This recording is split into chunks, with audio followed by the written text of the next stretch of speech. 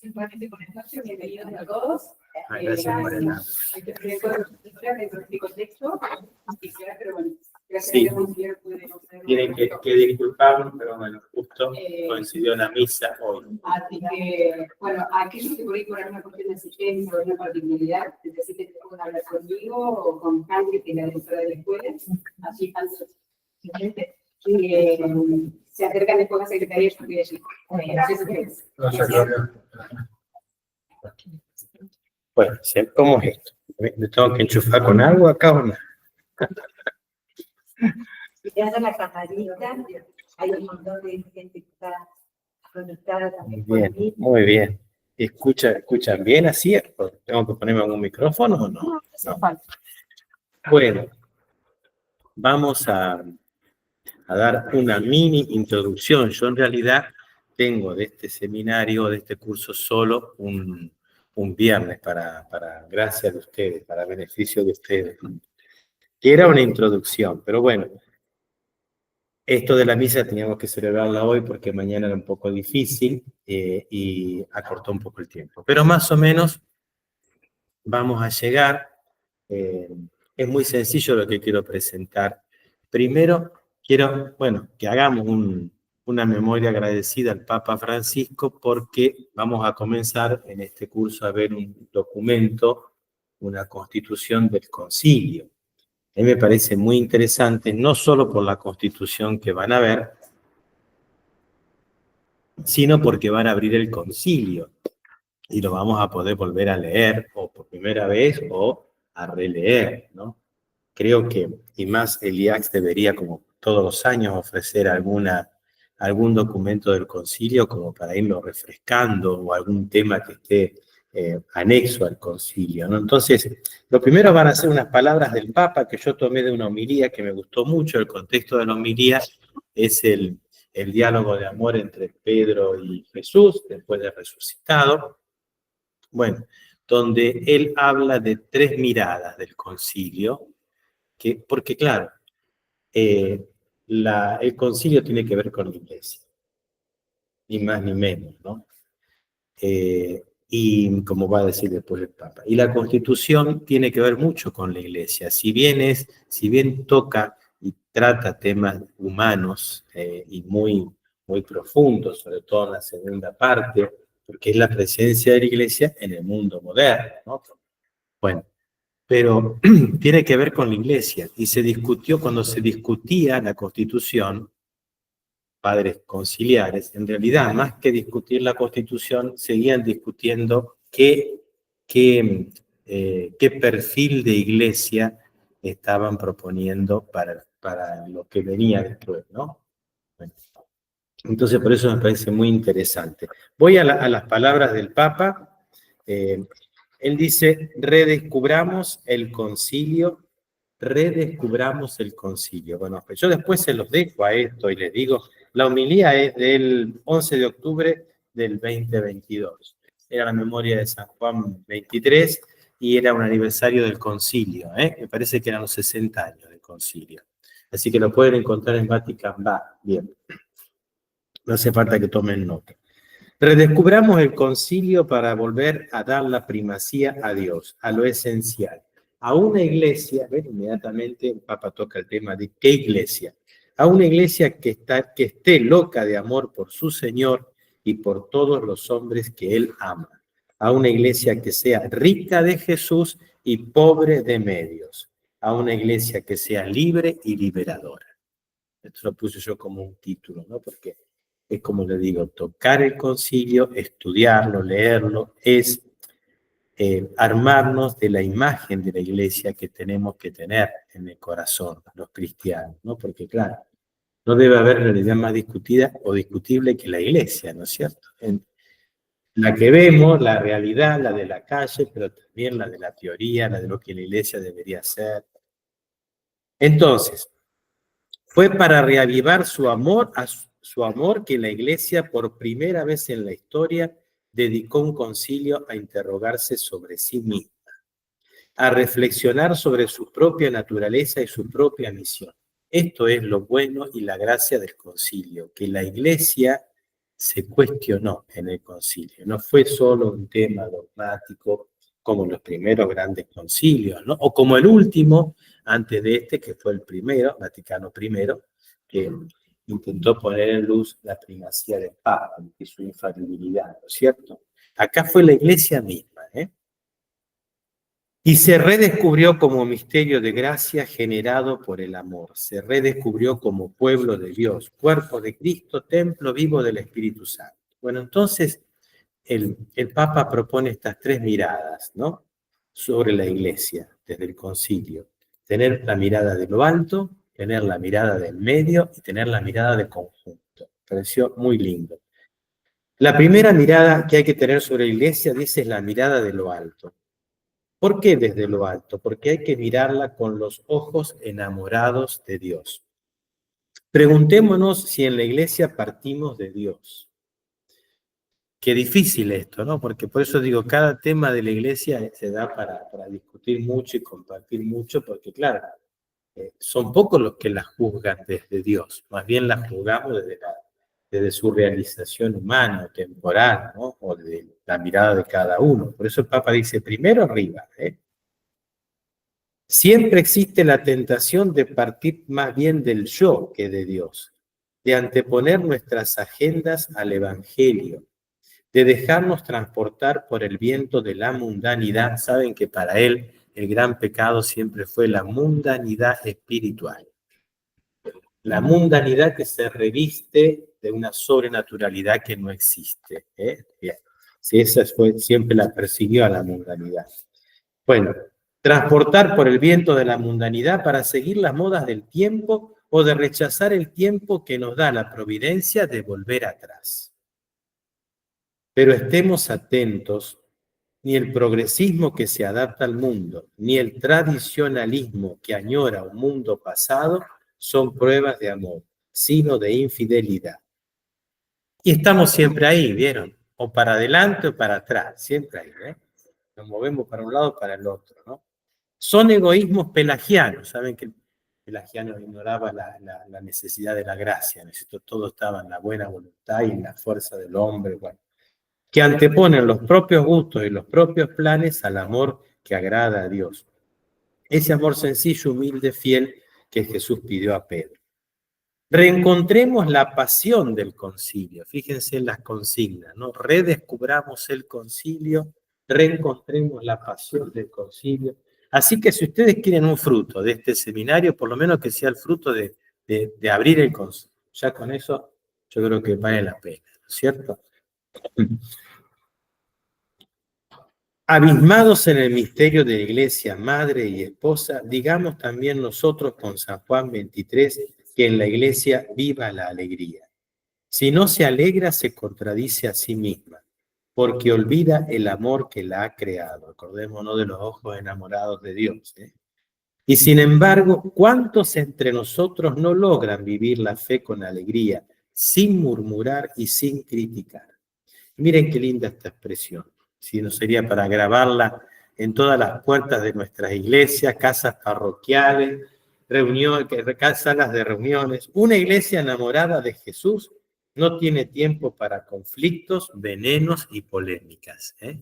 Era bravo el Papa, ¿eh? Pero era para grabarla, ¿eh? Una iglesia enamorada de Jesús no tiene tiempo para conflictos, venenos y polémicas. Que Dios nos libre de ser críticos e impacientes, amargados e iracundos. No es solo cuestión de estilo, sino de amor, porque el que ama, como enseña el apóstol Pablo, hace todo sin murmuraciones, en la carta a los Filipenses. Señor, enséñanos a mirar alto, a mirar la iglesia como la ves tú. Y cuando seamos críticos y estemos insatisfechos, todos lo estamos en la boca. Y ahora esperen que empiecen a aparecer los nombres de los papábilos. A partir de mañana, cuando empiece el PRODE y la lotería, prepárense, no va a haber crítica. Y cuando seamos críticos y estemos insatisfechos, recuérdanos que ser iglesia es testimoniar la belleza de tu amor. Es vivir respondiendo a tu pregunta, ¿me amas? No es como si fuéramos a un funeral. La segunda mirada es la mirada en el medio. La primera, desde Dios. En el medio es estar con el mundo, estar en el mundo con los demás y sin sentirnos jamás por encima de los demás, ¿no? Como servidores del Rey. Llevar la buena noticia del Evangelio a la vida y en las lenguas de los hombres, compartiendo sus alegrías y esperanzas. Ahí está Gaudium et Spes, ¿no? Estar en medio del pueblo, no por encima del pueblo. Qué actual es el concilio. Nos ayuda a rechazar la tentación de encerrarnos en los recintos de nuestras comodidades y convicciones para imitar el estilo de Dios que nos describe el profeta Ezequiel en el capítulo 34. Ir en busca de la oveja perdida y hacer volver al rebaño a la descarriada, vendar a la que está herida y curar a la enferma. La iglesia no celebró el concilio para contemplarse, sino para darse. Miren qué lindo, ¿no? Primero decíamos, la iglesia se cuestiona a sí misma en el concilio. Ahora el Papa da un paso más. Dice, no solo para mirarse, como el narciso en el espejo, ¿no es cierto?, sino para darse. En efecto, nuestra Santa Madre jerárquica, que surgió del corazón de la Trinidad, existe para amar. Es un pueblo sacerdotal. No debe sobresalir ante los ojos del mundo, sino servir al mundo. No lo olvidemos, el pueblo de Dios nace extrovertido y rejuvenece desgastándose. Miren qué lindo. Rejuvenece desgastándose. Uno pareciera que al desgastarse envejece. No. En la lógica de Dios se rejuvenece cuando uno se desgasta. Porque es sacramento de amor, el signo e instrumento de la unión íntima con Dios y de la unidad de todo el género humano. Volvamos al concilio, que ha redescubierto el río vivo de la tradición, sin estancarse en las tradiciones, no las tradiciones de los hombres, como dice el Evangelio, no la de los fariseos, la de Escriba, las nuestras también, y la gran tradición, que es la de la Iglesia, ¿no? La que va entregando generación por generación la doctrina, que ha reencontrado la fuente del amor, no para quedarse en el monte de la transfiguración, ¿no?, sino para que la iglesia baje al valle y sea canal de misericordia para todos. Volvamos al concilio para salir de nosotros mismos y superar la tentación de la autorreferencialidad, esta palabrita larga que le gustaba tanto, ¿no?, que es un modo de ser mundano. Apacienta, repite el Señor a su iglesia, y apacentando supera las nostalgias del pasado. Está en el diálogo con Pedro, ¿se acuerdan? Si me amas, apacienta, ¿no? Por eso.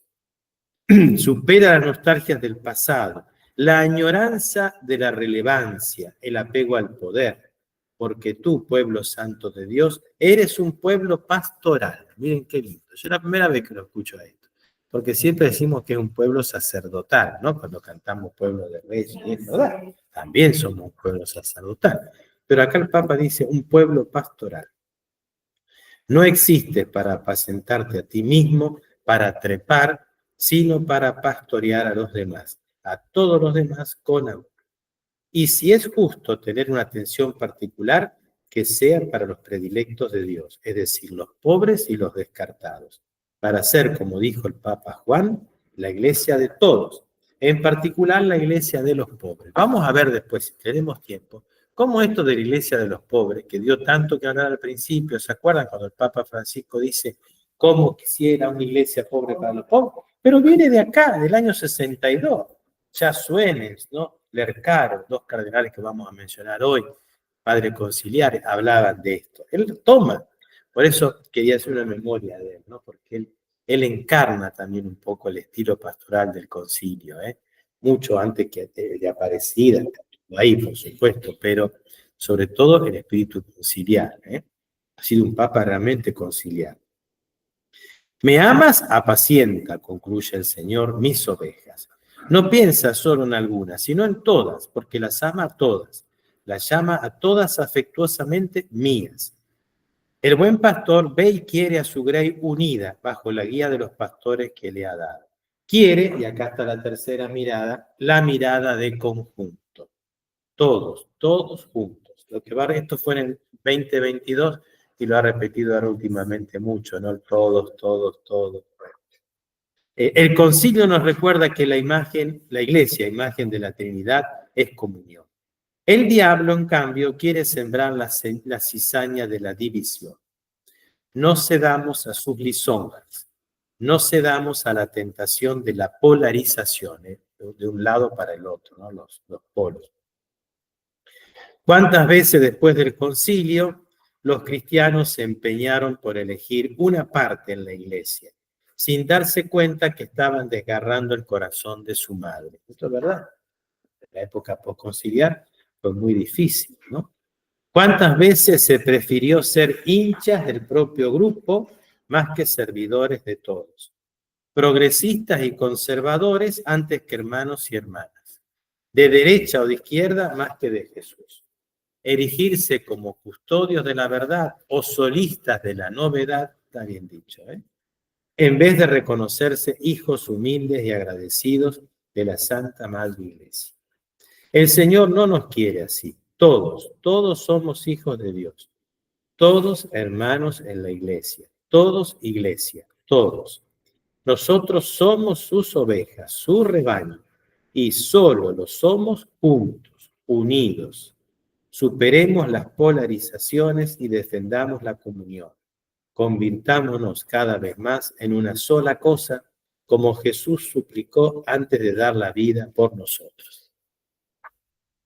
Bueno, me pareció lindo para hacer memoria del Papa y realmente para introducir un documento conciliar y que tengamos una mirada del concilio. Después cada uno puede tener su opinión de acuerdo a lo que ha visto, ha vivido, ha leído, pero me gusta mucho esto, ¿no? La mirada de lo alto para mirar desde Dios y evitar la tristeza, la crítica, la confusión. La mirada en medio para no sentirse más que los demás, sino servidores en el espíritu del reino. Y la mirada de conjunto para superar las divisiones, ¿no? Es un estilo de iglesia, ¿no es cierto? Es todo un modelo, Es el modelo del concilio y un poco el que transmiten los distintos documentos. Bueno, el segundo punto que yo quería darles así, ya Monseñor Matías sabe que yo voy a dar esto, así que él le va a dar todo el resto, porque yo digo solamente A del abecedario, digo la mitad de la A. Bueno. Yo les, más o menos, después si quieren yo les mando el apuntecito para que lo tengan. Los principales pasos, yo quería darle como una idea de cómo se fueron elaborando los documentos. Porque claro, llevaron su tiempo, sus discusiones, sus idas y venidas, incluso leerles algo. Que yo tengo un libro como de cabecera que son 4 tomos, que es este. Un periodista en el concilio, de José Luis Martín Descalzo, que era sacerdote y en ese momento era periodista. Entonces hace toda una crónica casi día a día del concilio, muy jugosa. Bueno, voy a leer algo de acá. Pero quería decirle cuáles son los principales pasos al elaborarse este documento. Bien. ¿Cómo es el ciclo completo? Este fue el documento más largo, además del concilio, así que fue bastante complicado. Bueno. El ciclo completo de redacción. Primero la discusión. Finalmente había un esquema, un texto mártir, un borrador que se repartía, se leía y después empezaba la discusión, ¿no? Por eso el concilio. Ahí empezaban a hablar en latín para como pobre, porque muchos no lo sabían, así que hacían cualquier cosa dirían. Bueno, después la discusión. Después la votación del texto ya corregido. Ese texto mártir, después de la discusión, lo enriquecían, lo volvían a escribir y tenían como una primera votación para ver si lo sacaban o seguían. Bueno, después enmiendas. Una vez que estaba ese segundo texto, muchas enmiendas y observaciones eran por escrito. Pero decía, bueno, esto no me gusta, esta expresión tampoco, bueno. Después, las aceptaciones de las enmiendas, porque no había una comisión que era encargada de recibir las enmiendas, las observaciones, y decíamos, porque íbamos a hacer caso a todo, entonces decían cuáles valían la pena y cuáles no. Y por último, las votaciones, las últimas votaciones. Ese es más o menos el ciclo de todos los documentos. Bueno, en el caso nuestro, todo empezó en octubre y diciembre del 62, octubre y diciembre, que es el primer periodo conciliar. Lo que muchos ven como el inicio de la Constitución, como la semilla, como el germen, ha sido dos alocuciones de Juan XXIII, que realmente, bueno, es el alma del concilio, ¿no? Y Pablo VI, que ha sido el mártir del concilio, porque pobre, le ha tocado la peor parte, ¿no? Ponerlo en ejecución, en movimiento. Bueno.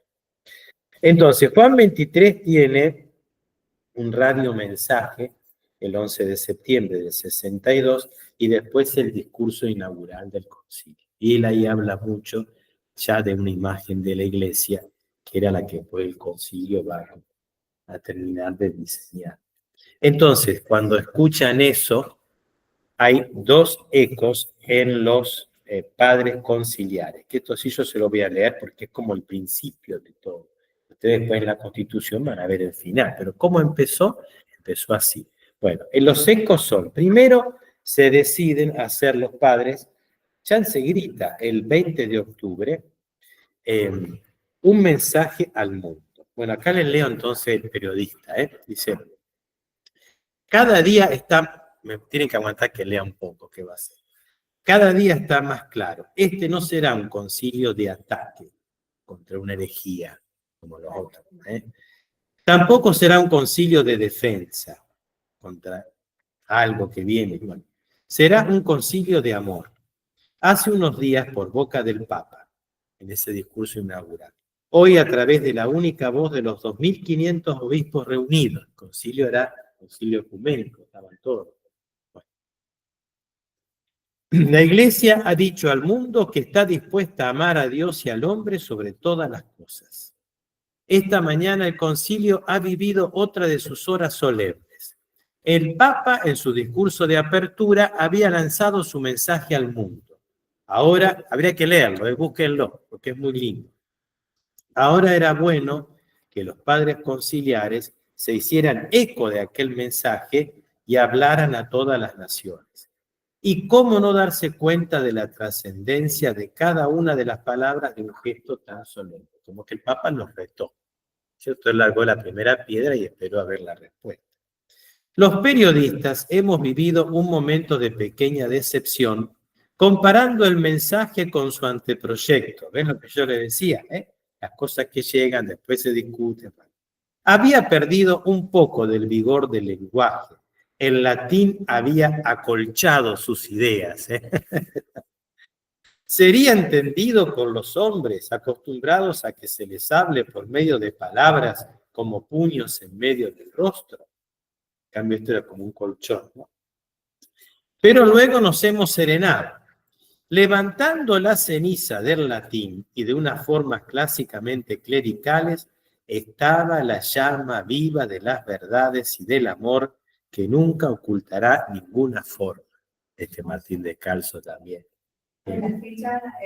20 de octubre del 62. Era tarea nuestra traducirlo, vocearlo, decirlo vivamente, porque en el mensaje había jugo para llenar de entusiasmo a veces a varias generaciones. Ahí teníamos la nueva respuesta hace tiempo esperada, ¿no? La reforma de la Iglesia. Ahora ya lo sabemos, nos lo han explicado con un chorro acorde de voz, los 2.500 padres conciliares.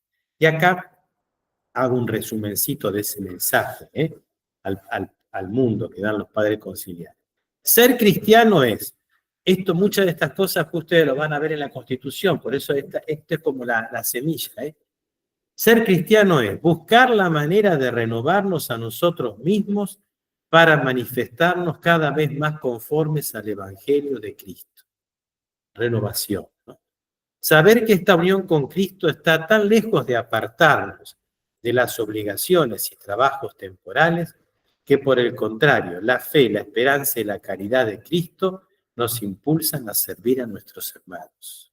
Servicio, compromiso. Saber que la Iglesia no fue instituida para dominar, sino para servir. llevar en el corazón todos los dolores del cuerpo y todas las angustias del alma de todos los hombres y de todos los pueblos. Gaudium et Spes, ¿no? Todos sus deseos, todas sus esperanzas. Dirigir ante todo nuestra preocupación hacia los más humildes, hacia los más pobres, hacia los más débiles. Sentir en el alma la misericordia hacia todos los que padecen hambre, miseria o ignorancia. Sufrir por cuantos no han conseguido un modo digno y humano de vivir. Hacer nuestro cuanto toca la dignidad del hombre. Amar la paz mucho más de cuanto puedan amarla quienes no son hijos de la Iglesia, ya que la paz es deseada ante todo por la Iglesia, puesto que es madre de todos. Confesar que todos somos hermanos, sea cualquiera que sea la raza o la nación.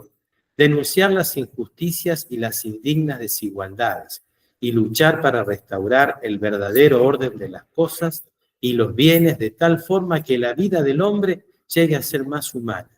Trabajar por todo esto sin exclusivismos, como si solo fuese tarea nuestra, y comenzar a practicar el amor y el respeto a todos, llamando humilde y ardientemente a todos para que trabajen juntamente con nosotros en la construcción de este mundo fraterno. 12 definiciones. En ellas todo el nuevo espíritu de la nueva iglesia. Juan 23 dijo un día que en este concilio la iglesia se iba a mirar en el evangelio. Fue profeta al decirlo. La iglesia ha comenzado a hacerlo. Cristo tiene que estar feliz esta mañana al ver que de sus palabras no hemos tomado solo los aspectos bonitos, que la iglesia ha comenzado a vivir el evangelio y nos ha dado del cristianismo estas 12 definiciones que no tienen nada de bonitas, ni de tranquilizadoras, ni de autocomplacientes. 12 definiciones que cambiarán el rostro de nuestro cristianismo solo con que empecemos a tomarlas en serio. Pero ¿sabrá entenderlas el mundo? ¿No les echaremos azúcar los que ya nos creemos cristianos? Y le hemos echado bastante azúcar, ¿no? Porque bueno, así comenzó. Este es el primer mensaje de los padres conciliares y la semilla de la Gaudium et Spes, ¿no? Después se fue un poco enfriando la cosa, es cierto. Bueno, entonces está en el comienzo, como respuesta a las palabras del Papa, este mensaje, y después también empiezan a discutir los padres conciliares. No lo voy a leer porque ya se hace la hora, pero hay una locución del cardenal Suenens. En la elaboración de la Constitución hay varios obispos, pero sobre todo hay dos que son muy renombrados. El cardenal Suenens, que lo pueden haber escuchado por la renovación carismática católica, porque fue uno de los que comenzó la renovación, arzobispo de Manilas, Bruselas, en Bélgica, y el cardenal Lercaro, arzobispo de Bolonia, muy comprometido en lo social. Es el que lleva comunidades eclesiales de base a Italia, imagínense, ¿no? Cardenal Lercaro y cardenal Suenens, los dos han trabajado mucho.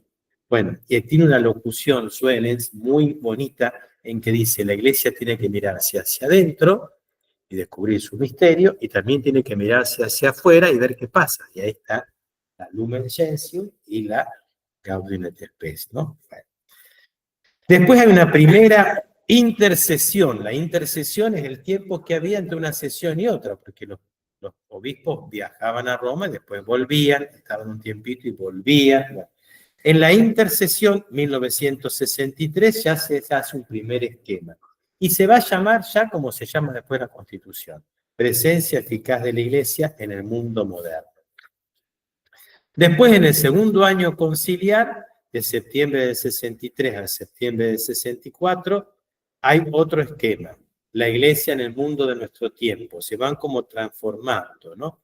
Bueno, de octubre a noviembre del 64 hay una discusión y se aprueba ese texto, esa primera aprobación que yo les decía, ¿no? De un texto ya más sólido, como diciendo, bueno, ya estamos llegando. Y miren, el texto se aprueba por 1579 sí contra 296 no. Bueno, y llegan 850 páginas de observaciones escritas. Por eso se lo quería decir que no es pavada cada documento del concilio, no es lo que se trabajó, ¿no? No es que dije, en 2 días lo hacemos. Bueno, después se reelabora todo el texto, claro, de noviembre del 64 a mayo del 65, se discute de septiembre a octubre del 65, hay una primera serie de votaciones, hay nuevas enmiendas y por último, la última votación, el 7 de diciembre del 65, que es cuando se aprueba, con 2.309 sí y 75 no y 7 nulos. Bueno, esto solamente es muy jugoso leer, bueno, hay una locución del cardenal Lercaro muy linda sobre la pobreza, preciosa, preciosa, donde está todo esto que yo les decía de la iglesia pobre para los pobres, para decir que no fue un invento, una ocurrencia de Francisco, sino que Francisco fue un instrumento, como un canal de lo que ya venía, un buen canal, ¿cierto? Yo no sé, bueno, yo lo tengo en este libro, se encuentra en este libro porque ¿eh? De José Luis Martín Descalzo, se llama Un periodista en el concilio. Un periodista en el concilio.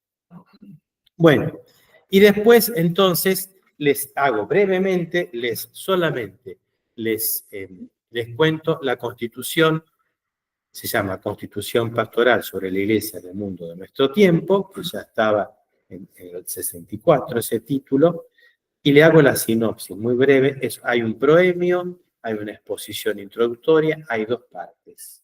La primera parte es un poco más teológica, la Iglesia y la vocación del hombre. La segunda parte, algunos problemas más urgentes. Y ahí ya se detallan problemas muy actuales, ¿no? Y del mundo, que necesitaban respuesta. Y por último, una conclusión. Bueno, el índice lo pueden encontrar en la misma Constitución. Solamente la última palabra es para explicarle esto de Constitución pastoral, porque ustedes se van a encontrar con otras que son constituciones dogmáticas, como la Lumen Gentium. Muchas veces, por llamarse pastoral, se desprestigió a la Gaudium et Spes, como diciendo, bueno, esto no es sólido, ¿cierto? No. Y es pastoral en lo dogmático y es dogmática en lo pastoral. Las 2 partes se reclaman mutuamente, pero es pastoral porque sobre todo trata de temas actuales pastorales, prácticos, ¿no? Como miren, yo por lo menos les enumero eso, ¿no es cierto?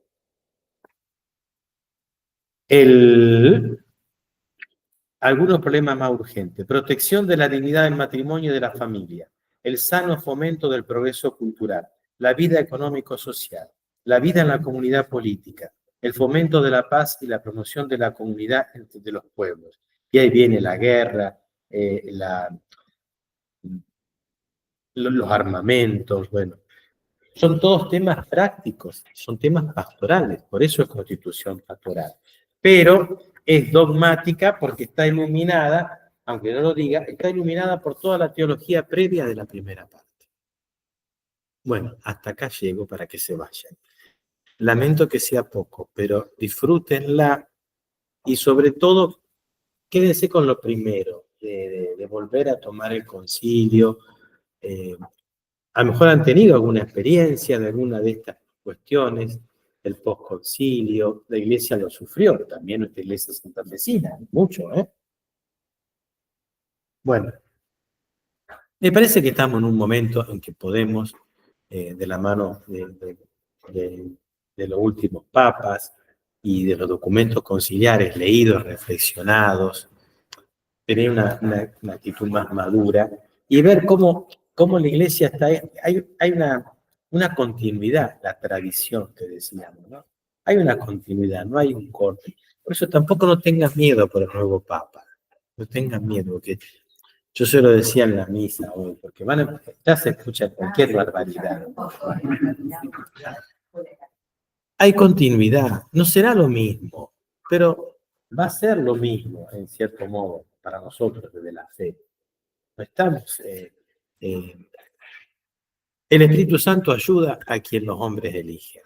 Entonces, confiemos en el Espíritu, que es el alma, ¿no es cierto? Nosotros somos instrumentos, así que tranquilo, recemos y tranquilo.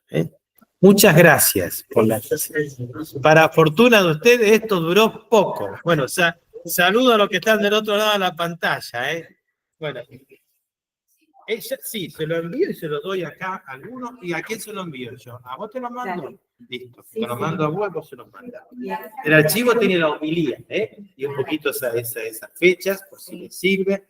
Bueno, terminamos con la Ave María a la Virgen, para terminar el día. Vayan a tu casa, a cenar y a descansar. Dios te salve María, llena eres de gracia.